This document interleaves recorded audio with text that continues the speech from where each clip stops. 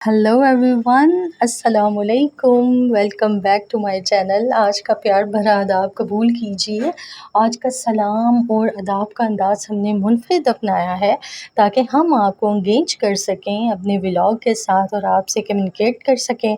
अगर आप इससे झुलसती हुई हब्स वाली गर्मी में भी अगर आप ठीक हैं तो फिर तो बेस्ट हो गया ना, फिर तो सारे काम ही ठीक हो जाएंगे। और आज का व्लॉग स्टार्ट हो रहा है दोपहर की रूटीन से। यहाँ पे मैं कर रही हूँ किचन के काम, और किचन के कामों से थोड़ी फ़रागत पाने के बाद बाकी घर के दूसरे काम भी हैं। आज मुझे कपड़े वगैरह वॉश करने थे, सारी कबर्ड सेट करनी थी। इस तरह की आपको पता है डेली बेसिस पे हमारी रूटीन में ये चीज़ें चल रही होती हैं। तो यहाँ पे पहले काउंटर क्लियर करते हैं, बर्तन वॉश करते हैं, सारा फैलावा समेटेंगे, उसके बाद बनाएंगे खाना। और खाने में समझ नहीं आ रही थी कि आज क्या बनाऊँ। इस बाइक की आवाज़ ने थोड़ा डिस्टर्ब कर दिया। तो यहाँ पे अभी बर्तन वॉश हो रहे थे। अच्छा, हम लोग अगर सारे काम तो हमें करने ही हैं, अगर हम वहाँ पे अपना मूड अच्छा कर लें, स्माइल पास करके ये सारे काम कर लें तो हमें देख के सब खुश भी हो जाएंगे और काम भी झटपट हो जाएंगे। और यही काम अगर हम सैड मूड के साथ करेंगे ना तो वो काम भी बहुत देर से होंगे, और हम लोग ऑफ मूड के साथ करे होंगे तो हमें एक स्ट्रेस सा भी फील हो रहा होता है कि यार इतना काम पड़ा हुआ है, अभी तो ये भी करना है, अभी तो ये भी करना है। तो इस तरह की चीज़ें तो फिर साथ साथ होती ही हैं, लेकिन हमें तो बड़ी हिम्मत का मुज़ाहिरा करना पड़ता है। और अगर आप हाउसवाइफ़ होने के साथ-साथ अगर आप वर्किंग वूमेन भी हैं तो आपकी रिस्पॉन्सिबिलिटीज़ इससे भी ज़्यादा हो जाएँगी, क्योंकि उसमें आपको जॉब पे भी जाना है, आपको घर को भी मैनेज करना है। अगर आप इन-लॉज़ के साथ रहते हो तो आपको वहाँ पे भी सारी चीज़ें मैनेज करनी है। तो ये बड़ा एक टफ़ सिचुएशन हो जाती है एक औरत के लिए। यहाँ पे हस्बैंड नमाज़ पढ़े थे तो मैंने उनका भी शॉट कैप्चर कर लिया। नमाज़ कुरान माशाल्लाह से आयत भी पढ़ती है, मैं भी पढ़ती हूँ, हस्बैंड भी पढ़ते हैं। तो इसको लेके हम लोग इसलिए चल रहे हैं ताकि बच्चे भी उस चीज़ को इस बात को भी समझें कि ये हमारे घर की एक रूटीन है। तो अलमीर अभी बहुत छोटा है, 2 साल का है, तो वो भी इतना इस चीज़ को देख रहा होता है कि ये लोग नमाज़ पढ़ रहे हैं। अब वो क्या करता है, हमें प्रे करता देखता है तो वो बैठ जाता है प्रे करने के लिए। बच्चे जो देखते हैं वही सीखते हैं, तो कोशिश करनी चाहिए कि बच्चों के साथ भी लेके हम बच्चों को बिठाएँ और इस तरह का काम करें, इस तरह की चीज़ें करें, इस तरह के अमल करें जिससे बच्चे कुछ ना कुछ सीखें। वो एक अच्छी बात हो सकती है, वो कोई एक अच्छा अमल हो सकता है।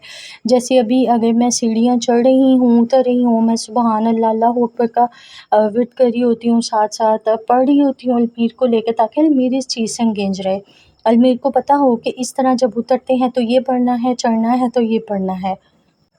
तो इस तरह बच्चों को भी काफ़ी सारी चीज़ों का पता चल जाता है। यहाँ पे अलमीर को मैं कर रही थी कि मैं यहाँ पे इसको खाना वग़ैरह दे दूँ। यहाँ पे मैंने बनाना कट कर लिए थे, बनाना कट करके इसके आगे रख दिए, साथ में मैंने इसे एक बिस्किट दे दिया था। अच्छा, मेरी ज़्यादातर कोशिश यही होती है कि मैं जब किचन में काम कर रही हूँ तो अलमीर को मैं इस तरह एंगेज कर लेती हूँ, अलमीर मुझे बिल्कुल परेशान नहीं करता, बिल्कुल तंग नहीं करता। वो बल्कि हैपीली मूड के साथ खा पी रहा होता है। तो यहाँ पे ये देखिए मैंने इसको बनाना भी दी है, बिस्किट भी दिया। अभी आप नोटिस करेंगे ये फ्रूट ज़्यादा पसंद कर रहा है, ये बिस्किट को इग्नोर कर रहा है, बिस्किट नहीं शौक से खा रहा। तो हम इसको एंगेज करके इसी तरह खाना खिला देते हैं, ये खुश भी रहता है।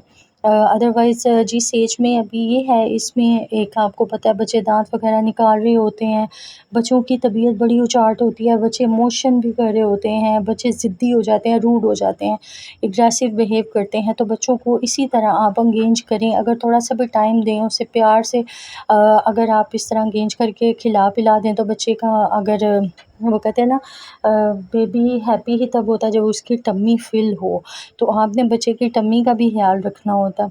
तो यहाँ पे देखिए मैं उससे कह रही थी कि आप बिस्किट ले लो, लेकिन वो बिस्किट नहीं खा रहा था। वो इनकार कर रहा था कि मुझे बिस्किट नहीं खाना, मुझे बनाना खाना है। तो ये सारी जो चीज़ें होती हैं ना, ये बच्चों को आपने खुद ही सिखानी होती हैं, बच्चों को इस रूटीन पे आपने लाना है कि बच्चे का जो मील है वो कैसा होना चाहिए। तो मैं तो डे 1 से इसके साथ यही कर रही हूँ। आज जब छोटी थी तो उसके साथ भी मैं यही सेम सीन करती थी।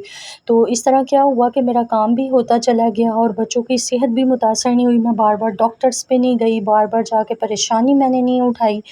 और यहाँ पे मैं बनाने वाली थी करेले आलू की भुजिया। आपको पता है कि करेले आलू की भुजिया काफ़ी अच्छी बनती है, मज़े की बनती है, तो आप इसे कीमे में भी बना सकते हैं। मेरी कोशिश होती है कि मीट से हट के भी कुछ ना कुछ आइटम्स मैं बनाया करूँ बच्चों के लिए, ताकि वो हस्बैंड ज़्यादा शौक से ना चिकन और बीफ आइटम खा रहे होते हैं, तो फिर मुझे ये इशू होता है कि यार मैं वही चीज़ बनाऊँ जो ये लोग खा लें। लेकिन ये भी एक मसला है कि आपको घर के अफ़राद की मर्ज़ी भी सारी साथ-साथ लेके चलनी है। भई अगर वो नहीं खाते तो फिर वो फ्रिज में पड़ा रहता है, वो एक अलग मसला चल रहा होता है। तो यहाँ पे साथ मैंने सोचा मैं सैलड भी बना लेती हूँ। बंद गोभी बारीक-बारीक काट ली, इसमें टमाटर काट लेंगे, प्याज़ काट लेंगे, खीरा भी कि अवेलेबल नहीं था, मैंने कहा चलो इस तरह भी सैलड जो है वो मिस नहीं होना चाहिए आपकी मील में। ये बेस्ट बात है कि भई आप डेली बेसिस पे ले रहे हो ना, तो आपको कुछ ना कुछ तो विटामिन्स प्रोवाइड हो रहे हैं, बच्चे भी शौक से खा लेते हैं। यहाँ पे देखें भुजिया तैयार हो गई थी, करेले फ्राई करके वो भी मैंने आलू की भुजिया में डाल दिए थे, मज़ेदार सा इसका फ्लेवर आ रहा था। हरी मिर्चें, धनिया काट के आप इसको दम दे दें तो बड़ा अच्छा इसका एक फ्लेवर बनता है, तो ये आप ज़रूर ट्राई कीजिएगा। मज़े का है, कीमे और चिकन से हट के भी आप कोई ना कोई इस तरह की चीज़ें बच्चों को दे सकते हैं। तो सैलेड हो गया था रेडी। फ्रिज में लस्सी पड़ी हुई थी, मैंने वो भी रख ली, मुझे भूख लग रही थी, मैंने कहा मैं खाऊँगी पहले खाना, उसके बाद अभी बाकी काम करेंगे। तो मिलते हैं आपको नेक्स्ट व्लॉग में। आपका बहुत शुक्रिया, आपने हमें सब्सक्राइब किया, लाइक किया, तो इसी तरह प्यार दिखाते रहिए। बाय।